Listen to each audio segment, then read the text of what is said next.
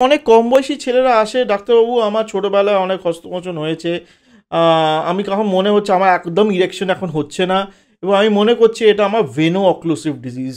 Somehow তারা Google দেখেছেন, এবং আজকালকে দিনে ভেনো অক্লুসিভ ডিজিজ আপনি যদি যখনই আপনি গুগলে আপনি যখন সার্চ করবেন তখন বিভৎস বিভৎস সব কারণ আসবে এবং তার চিকিৎসাও আসবে। সবাই আপনারা যারা আমার কাছে আসে সবাই কিন্তু ম্যাক্সিমাম সময় পুরোপুরি ঘেঁটে আসেন, সত্যি কথা বলতে কি।